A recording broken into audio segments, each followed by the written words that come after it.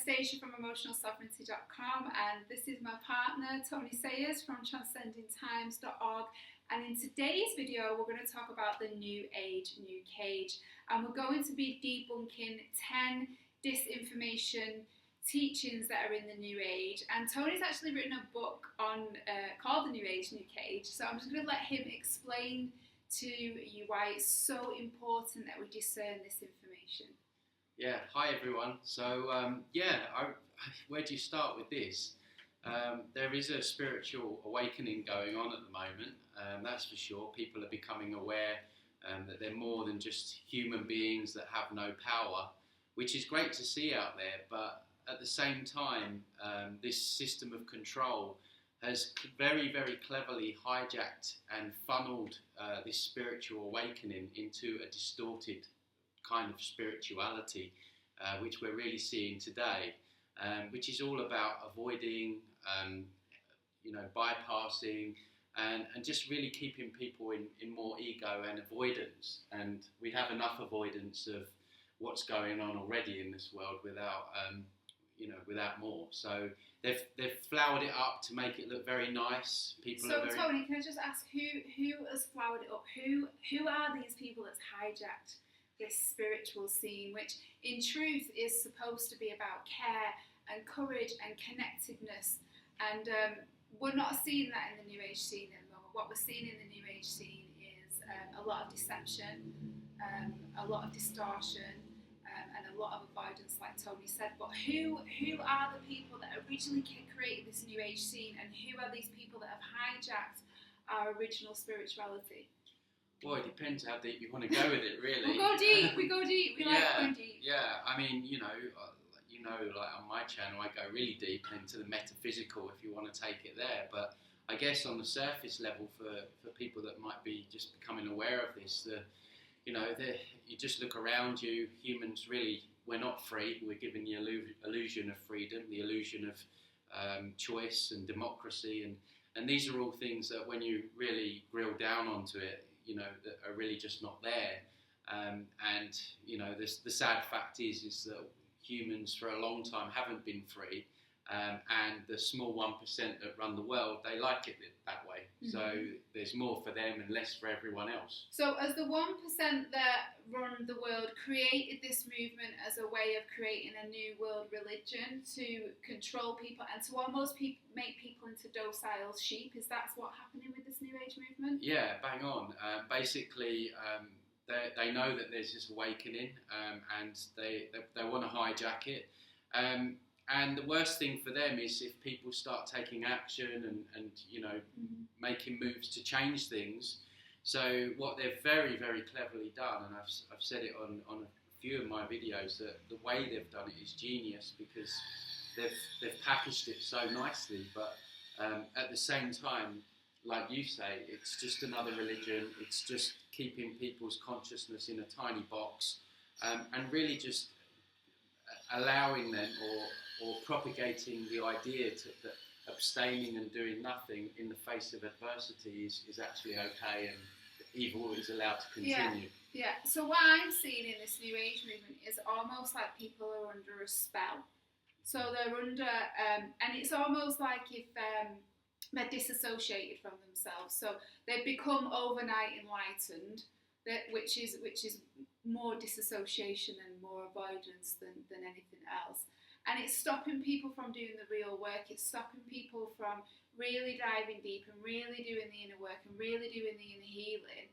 So they become disassociated. And what I'm seeing is like it's like a mass spell that people are under. That everything is love, and everything and we're going to go through some of these illusions and some of these spells that this New Age movement has created later on in the video. But I just wanted to touch on it right now because it's just something that I see so much, and it was something that, if I'm honest, I was actually under myself, because it was easier for me as a person to be under this enlightenment spell, and that everything was love, and that I'd created it all, and everything in my life happened for a reason, and it was just a nicer place to be, rather than to be in the actual suffering within myself and also the suffering within the world. And that's what I see. So I see there's two kind of worlds which I see going on right now. Is there's the New Age movement, which is completely disassociated and moving people away from their true essence and their true power, and there's also the truth movement as well, which is moving everybody towards being really angry about the outside world and projecting a lot of that anger out, which is completely warranted because the outside world is a little bit of a mess right now. But what I think needs to happen, I don't know if you agree, is that we need to be concentrating both the inner world and the outer world, and there needs to be a movement of where we care about both of these things, because what I see in the New Age movement is that people don't care. They actually don't care. I don't see them feeding homeless people. I don't see them going to visit kids with cancer in hospitals or taking an old lady shopping. I see more spirituality just walking around everyday life or walking around a hospital than I see around in any drum circle.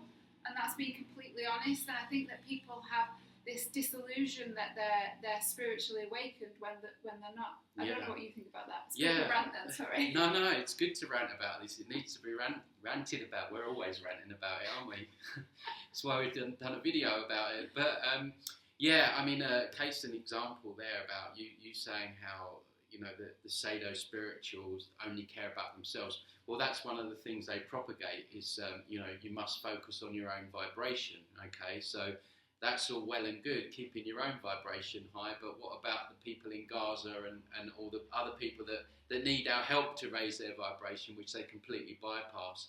But also a prime example was the Muji stuff that's been going on.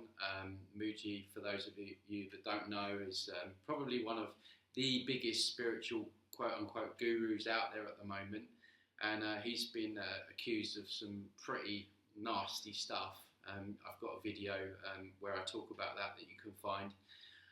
But the people on there, his followers, his sheep almost, they're not interested in finding out or delving deeper into what actually Muji's been accused of. Very serious stuff involving women and using his position of power. They're not interested in it. They go straight on the attack straight away, and that's alarming, because if spirituality, I would imagine at least that if spirituality was to see something like that going on, true spirituality, the first thing that it would do is want to investigate and want to know more and be curious, but you just don't see it. It's all passive aggressive comments, you know, maybe you're not enlightened enough, or maybe you don't understand Muji's teachings, or you know, maybe I'm not ready, and it's complete bypassing of anything that's evil. I just want to say, ladies, if there's any spiritual man tells you that his penis is going to heal you from all your wounds and your past lives and all that stuff, you need to run. And anybody that, you know, you've got to question somebody who's selling the dirt that they walk on. And also another thing with teachers like Muji, they always say, like, ignore the mind, don't connect to your story. Well, your mind is actually, it's your emotions coming up. If something's coming up in your mind, like whether it's anger, hurt, sadness, grief, that's your emotion coming up, and it's coming up for a reason, and it's coming up, and it's like a divine messenger, and it has something to say. And there's something that Jeff Brown really says in his latest book, which I really like, where he says, your story is your glory. And I really like that, because I am so fed up of this spiritual movement where it's like, detach away from your story, and you are not your thoughts, you are not this, you are not that. Oh, you know what, we are our stories, we have a body, we live in this reality. And I think it's that disillusion that's kind of, it's just creating a mass spell of sheep everywhere. Nobody's critical thinking as well anymore. Like Tony did this video on Muji, and he was critically thinking about this spiritual leader. But you're not allowed to do that in spirituality. You're not allowed to critically think, and that's one of the beautiful things about being human, about being able to think critically, and about being able to think deeply, and about being able to, you know, action things in the world. And it's all these things that this movement is taking us away from. But that's the interesting thing about it. Just going back to the Muji example, where Muji teaches to ignore the mind. If someone questions anything in his you know, in his gigs that he does, whatever he calls them, some fancy Indian name that, you know, attracts people in. That's the other thing. You know, just if you've got a fancy name in this movement, you're God. So, but anyway, that's going off on one. But so yeah, it's like what that does is it shuts down any kind of debate, any questioning, any discernment, any critical thinking. Because if everything's just the mind, then that means people like Muji can just get away with anything, because anyone that questions them, it's just the mind, it's just the ego, and it shuts them down straight away. Very dangerous. And another thing as well, I think is quite dangerous about get rid of your ego, kill your ego. Well, if you were spiritual, surely you wouldn't kill anything. And secondly, your ego serves you in this reality. It's the thing that stops you from driving your car off a cliff. You know, you actually need an ego to be safe. And this thing, and it's kind of like a get out clause with anything. If any of these spiritual leaders do anything, or any of these spiritual teachers do anything, it's like you said, it's your mind, it's your ego. You know, you're not allowed to critically think or debate or discern anything, because it's a New World religion, isn't it? Yeah, that's what it is. It's a New exactly. World religion. And we're going to go into the 10 teachings now, so we don't talk for too long. Let's just find the book. Where did we put the book? Oh, the book's here.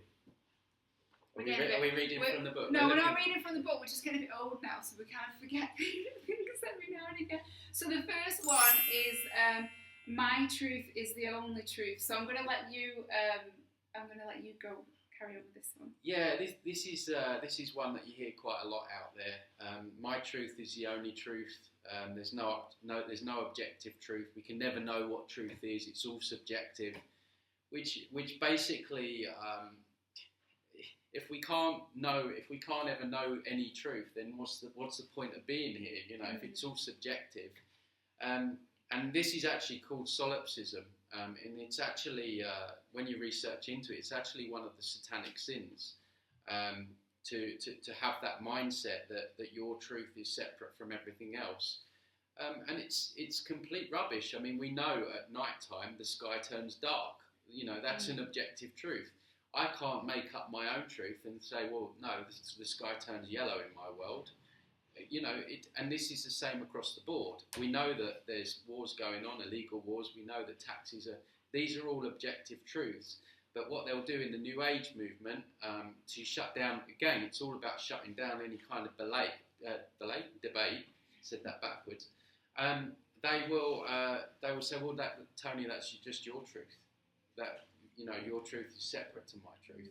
You know, truth is subjective, and it kind of gives them a free pass. You know, it's about a free pass, because if you're talking about something which they might deem negative, and they don't like it, they'll just say, well, that's your world, that's your truth. So where do you go from that? You can't debate that. You can't have a conversation with someone, because they're always going to come back and say, well, that's your truth. And it's complete false. There is an objective truth, and it's completely falsehood. I agree. Number 2 is you create your own reality. Now, I have a little bit of a problem with this. On one level, we do create our own reality, and if you've done enough work on yourself, then you can manage your timeline and you can create the best reality for yourself. However, if you meet somebody who has been through something horrific and is traumatized, the worst thing you can say to that person is, you create your own reality. Because when somebody's been traumatized and someone's been a victim, that person needs to be held, that person needs to be witnessed, that person needs to integrate that trauma back into them. So when you're saying you create your own reality, that traumatized part of that person is completely dismissed, so it's unintegrated, and that's everything that's happening in the New Age movement. It isn't about integration; it's denial of everything. And when you say things, and if you're a healer, please just be mindful of when you use that phrase, and only use it to people that understand that, you know, with enough inner work, then that is the possibility. But it's only with enough inner work. Nothing comes for free. You know, on this path, you actually have to work for things. It doesn't just happen, you know, there isn't a magic wand that anybody kind of whizzes over somebody and that person is healed. It's a progressive path and life work as well. And another reason why I really dislike this saying as well is what you were when you were talking about wars and things that have happened that are happening in the world. To say to somebody who's in Gaza, you've created your reality, or to say to them, oh, this is your karma. Well, this again is going back to this New Age movement being a religion. And I remember when I was very much in this New Age movement, and I was talking to my dad once, and he said, what you're actually talking about is religion. And at that time I was very arrogant and believed that my vibration was way higher than his, and he just didn't understand me. But what he was actually talking about was truth, and he did. He was way wiser than me. Papa Moroni wasn't enlightened enough. Papa Moroni was way more enlightened than this one. This one was in La La Land with the fairies. And when I was talking to him about all this, this New Age stuff, he was saying, this is religion. What you're talking about? And because I was talking about things like. We chose what's happened to us. All the people that are in another in war zones, their soul chose that, and that's exactly. I'm from a Catholic background, although I'm not Catholic anymore, obviously because of what the Catholic Church have done. That's another video.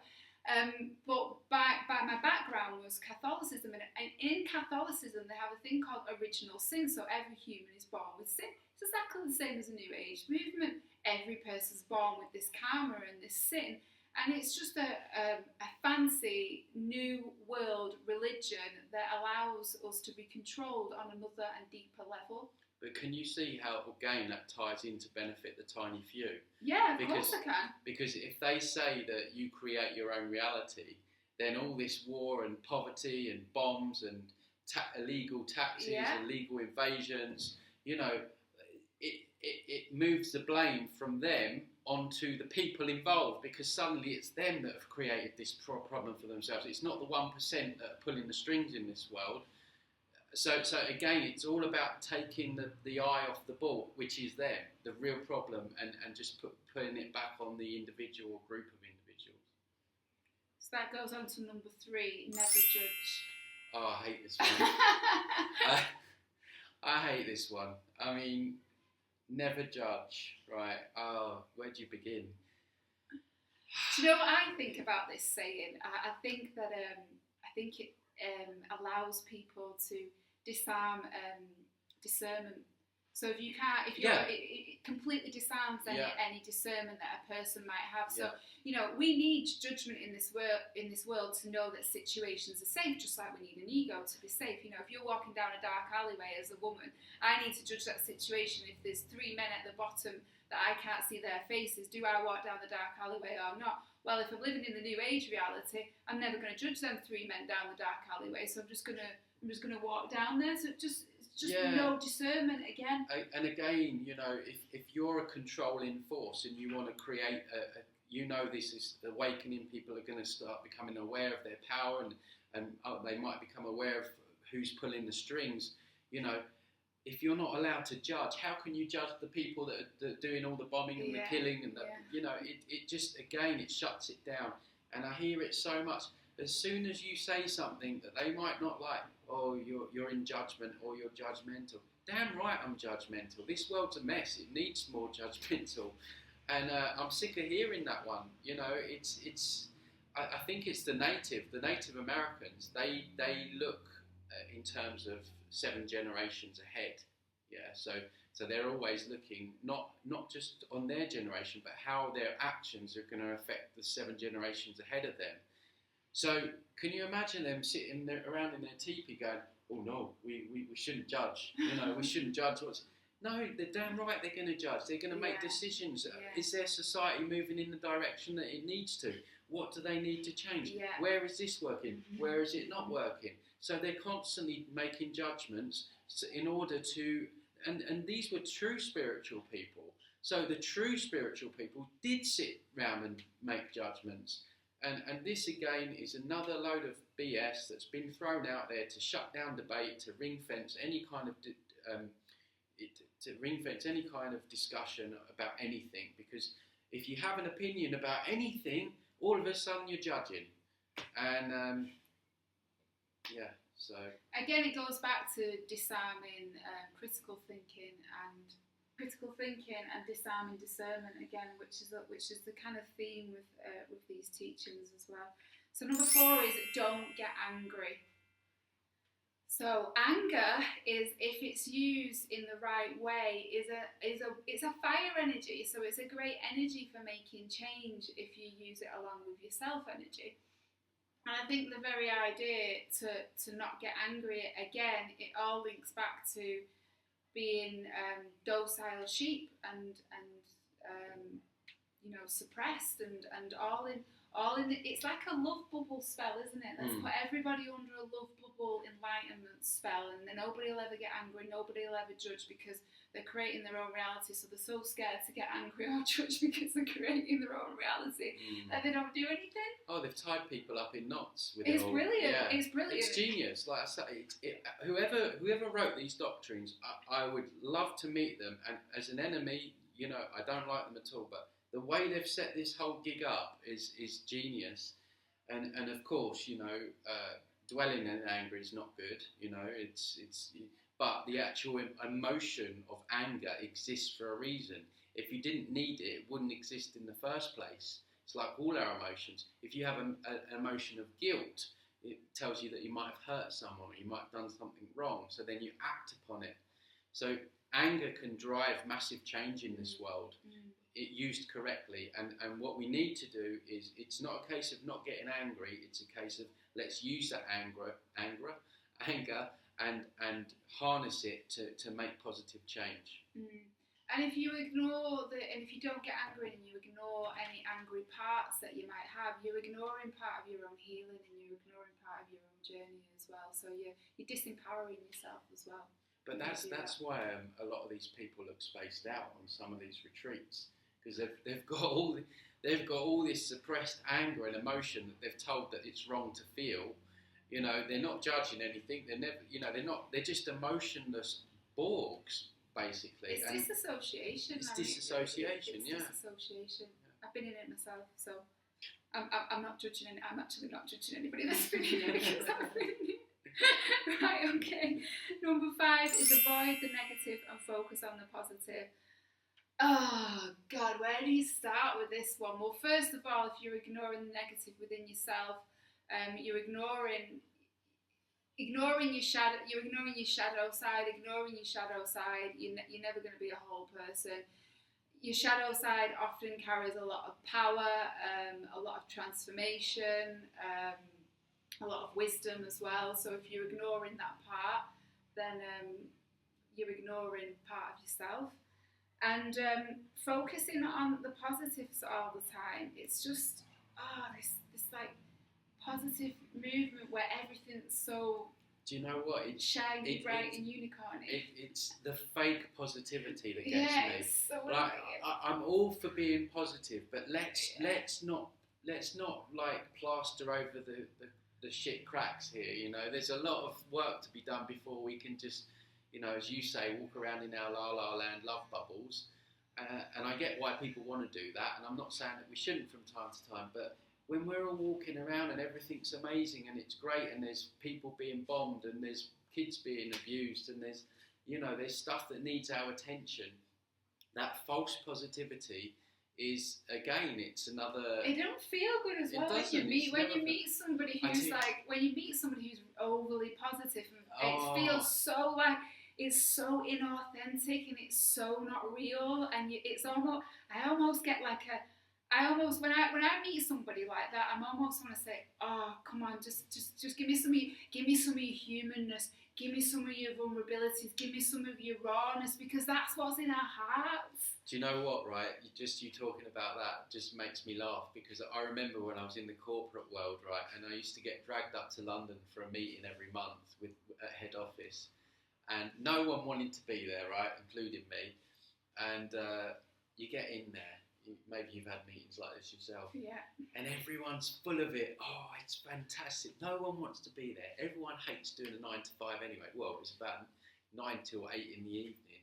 Everyone's moaning about the boss outside the meeting room. as soon as they get in there, it's this fake positivity. Yeah. And I used to sit there. That's probably why I didn't do so well in the corporate world. I used to sit there and I just used to think these people are just full of BS. And I liken it to that, you know. There's, you know, there's all the people have got all these gripes inside of them, gripes around the world about the world, and yet, you know, they're walking around in this false positivity of everything's okay and everything's fine and it's all love and light. It's so funny you should say that, because the last corporate job I worked for a really, I won't mention the name, but a really bad company that's been sued for a lot of talcum powder, right? Okay, so that gives you an idea who I worked for. And they had this strategy called the growth mindset strategy, right? So we all went on this course for this growth mindset strategy, and it was all about this like fake positivity. And you know what it did for that company? It gave that company a get out of clause for every single employee complaint, every single customer complaint. No longer were they taking any responsibility for things that they were doing, which were shockingly shit sometimes. Because you had to have a growth mindset, you had to be positive, you couldn't be negative, you couldn't say anything bad. And it's this like, it's this unauthenticity, it's this it's just not real, and and you know what as well, like I was saying before, you're not giving a person a piece of your heart, because you know when you open up and you're vulnerable, and someone's vulnerable and raw and real in front of you, you feel that on like such a deep cellular level, and it makes you connected to the person. When we're throwing these fake smiles around, you're not connected. I've just got visions now of people in these meeting rooms all across the world, just like opening their hearts up, like in these big business corporates. Oh, I'd love that to happen. But I can't see it happening very soon. No, I can't see it happening anytime soon, but we never know. You never know. Right, number 6 is all is love and forgive everything. Well, sometimes if you've been at the hands of a predator, you shouldn't forgive them. Maybe it's not the best for you to forgive them.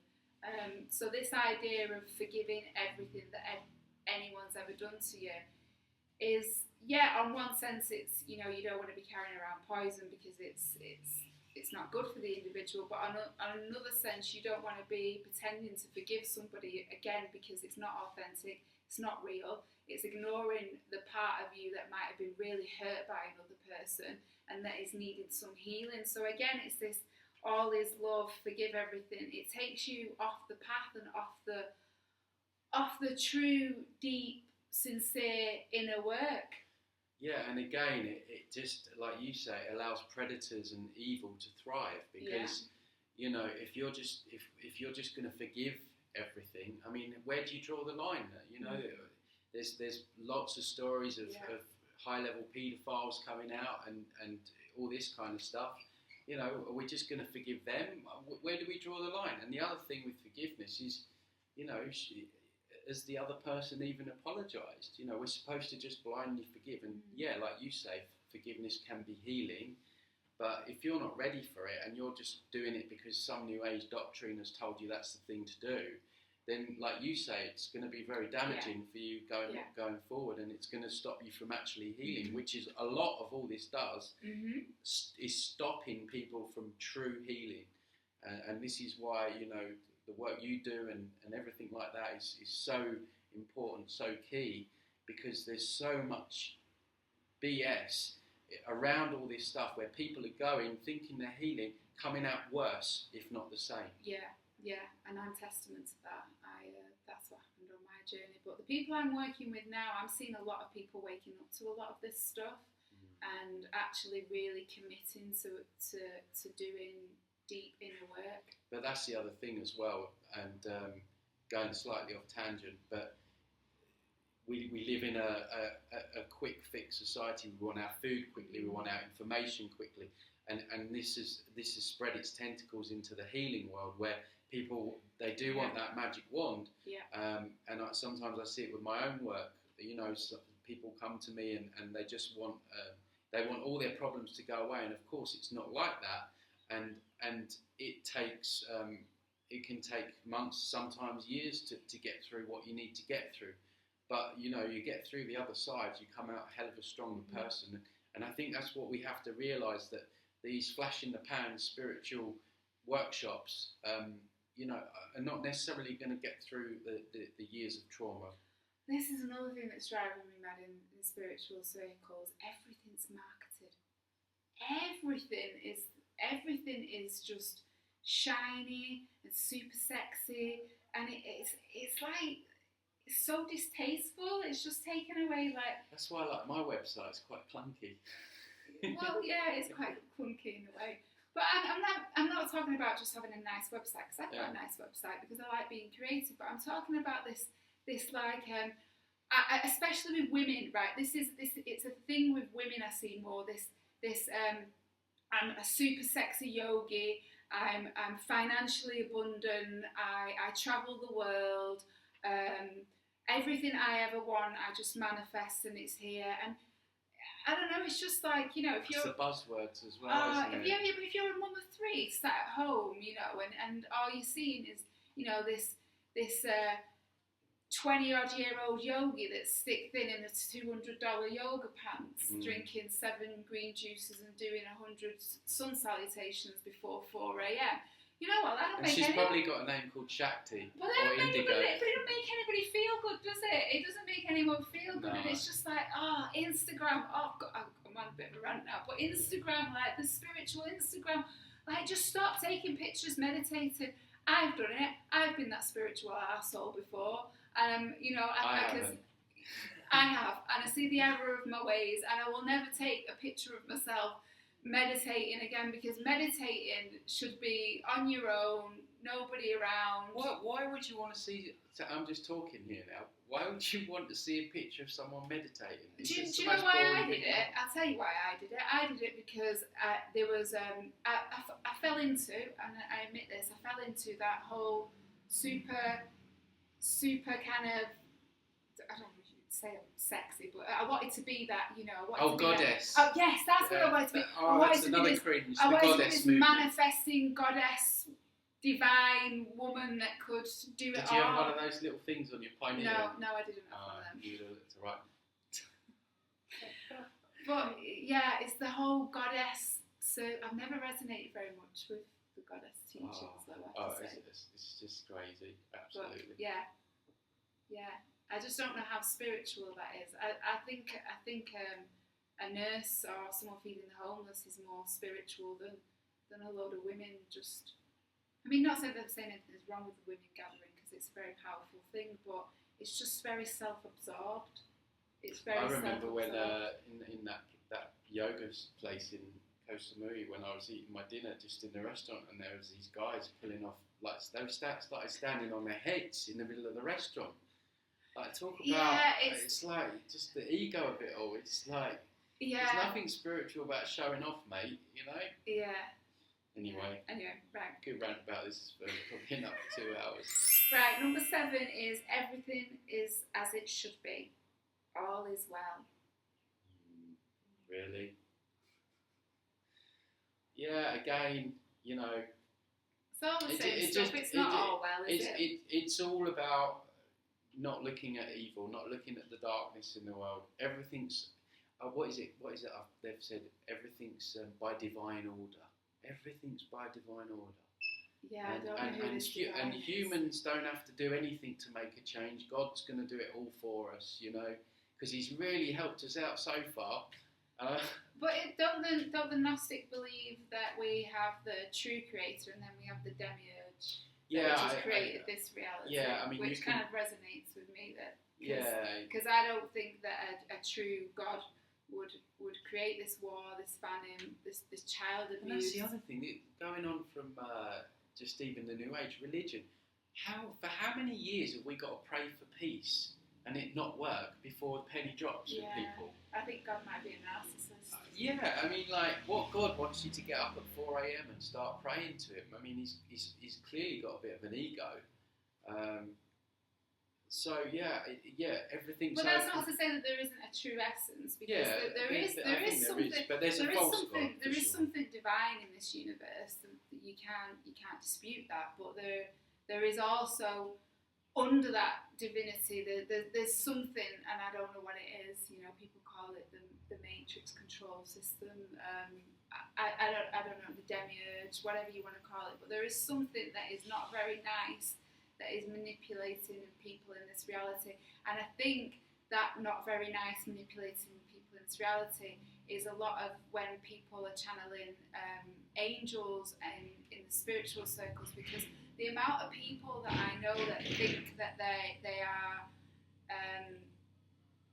something really special. Now, I'm not saying that we're not special, because of course we're all special, but they've completely negated their humanness, and they're just, you know, they don't have any humanness anymore, and they're channeling all these angels, and these beings, these false light beings, are telling them that they're special and that they have these special missions to carry out on earth. And I think a lot of these things that people are connected to, they're not light beings. I think a lot of them are false. Yeah, can I just pick up on that? 'Cause it's an important point, because you know, I get it. What a lot of people on this planet have had a lot of trauma, and there's a lot of trauma going on around us. So of course to think that they're a Pleiadian, or they're not from here, or they've got a family that's up there, it's going to sound very attractive, because it means that they haven't got to deal with the shit going on in their own life, and so this is how they get people, you know. And what's happening in this the New Age is people are putting more precedence on spiritual, when the physical is just as important as the spiritual, and the spiritual is just as important as the physical. Right now, if you're watching this video, chances are at least, you're a physical person. You're in physicality. You're not in spirit. So what you do in physicality is really is the paramount at the moment. We can worry about all that when we die or whatever, but, and I'm not saying that people shouldn't connect to their spiritual side, and it's good to have that understanding, but when you start putting precedence on other stuff that's not, you know, in your everyday kind of surroundings, then again you're being hooked into a trap. And I think a lot of these false light beings trick people in by making them feel special. And if you have had a lot of trauma, and you have had a lot of stuff go on in your life, and you are disassociated, and this light being comes in and tells you that you're so special, and that, you know, you're here to do this X, Y, and Z. I think that's very enticing to people who have been traumatized, and who are suffering. Yeah, because, sure. Okay, so number 8 is don't listen to the mind, and I think we touched on this earlier when we were talking about some of the teachings that are out there. But the mind is it's your cognitive reasoning. So if something's coming up in your mind, it's coming up for healing. If an emotion is coming up, so anger, fear, maybe you're critical of yourself, maybe you're scared, whatever's coming up for you is coming up for a reason, and you can't just ignore the mind. The trick is to have an open mind and also have an intelligent heart, so you can't just be in your heart space all the time. You have to use them in unison. You know that you were given both for a reason. Nature's never wasteful, so you need to remember that nature is never wasteful. So you were given a mind and a heart for a reason, and you need to use both of them, and your belly brain as well. So all three of them together. And I think that's how we discern as well. It's because in the New Age, what people are doing is they're going for stuff just because it feels nice, and unfortunately, truth doesn't always feel nice. So it's engaging, as you say, the belly brain, the mind, and really like how is this person coming across? What's the information feel? Because I feel that truth is a frequency, and the more you live by it, the more you understand it. You can recognise it. It's just a frequency. Yeah, so you feel it. So after a while, it becomes second nature. You can listen to someone, or you can see someone, or someone saying something about something, and you can pretty much get the lowdown as to whether or not they're saying is true. But the problem is with the New Age is, and again, genius is they've thrown a few truths in to get people hooked in, and then they've piled the rest with shit around it. You know, so people are people are going in and they're getting hooked in on the true parts. What they do in religion is what they do with politics. It's what they do with everything. A little bit of truth, and then like lambs to the slaughter. Everyone follows because we don't discern, because we don't, use that connection of the belly and the heart and the head. And then, next thing we know, we're all jumping off the edge of a cliff like lemmings. Okay, number 9 is destroy the ego. So we spoke about this a little bit earlier on, where we were talking about that in this physical 3D reality, you need an ego. You need an ego to manage your everyday life and to manage your safety. So to say to destroy it is again, it's true. How boring would it be? Can you imagine how boring? There'd be no art, no paintings, no music, nobody would do anything because there'd just be, because the ego drives those things. The ego makes personality. It's your personality, and yeah, I mean, you can, of course, you could be too much in your ego, and some people are, but to destroy it is to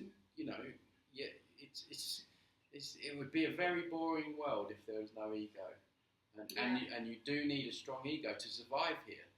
A healthy ego, I think, is what. I also think it's quite boring where everything is kind of everything is love and light as well, because we wouldn't have the art or the literature or the culture that we have. We were just all walking around in white robes in love and light. We wouldn't have any of that. Some of the best songs and best stories and the best poetry and the best films, they come from our heart, our suffering, our vulnerabilities, our stories. They come from that. They don't come from love and light and walking around in white robes, because I wouldn't go and see that at the cinema.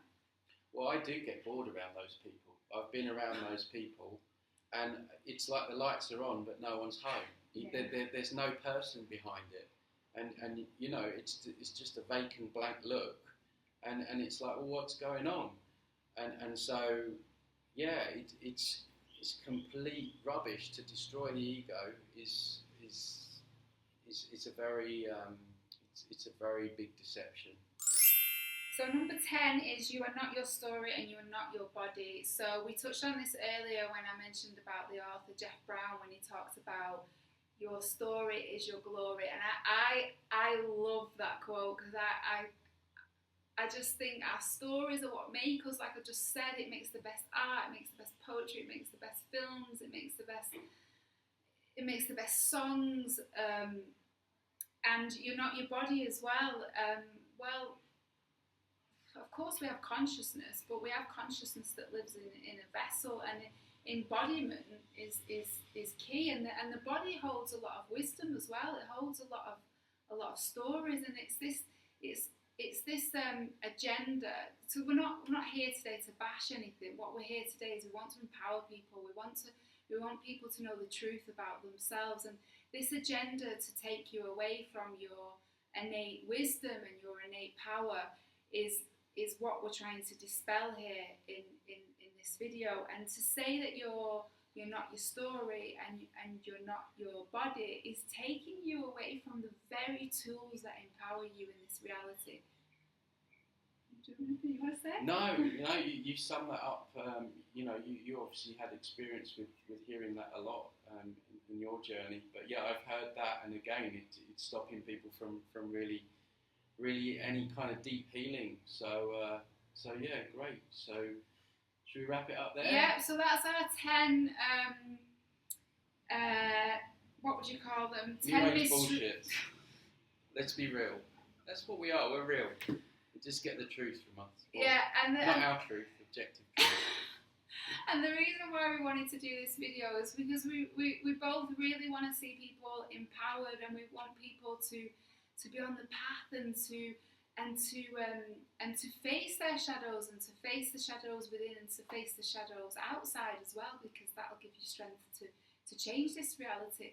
And I think when we do face our shadows, and we do face our demons, and we do the inner work as well, I think there's a lot of gifts that come with that. And I think that the New Age movement is actually stopping some of the human gifts that we do have, some of our psychic abilities, some of our abilities to remote view, abilities to manage timelines if you've done the work that's available. And I think a lot of this disinformation that we've gone through, the 10 disinformation that we've gone through today, they're taking you away from that. Mm-hmm. They're taking you away from your humanness and your power and your true essence and your true heart. Yeah, absolutely. And like you say, inner work is key. The kind of work that you do is it's not easy, but you've got to walk through it to get to the other side, and then it is worth it. So what I'd like from people watching this is I quite enjoyed that. Yeah, I quite enjoyed it. I feel like I'm on a TV show or something. I know, we do look like we're on a TV show. This is like a little set. This is our apartment in Costa Rica. But I just in the comments below, just if you want us to talk or ramble on about any other subjects, let us know, and maybe we'll do another one. And what's your website for people?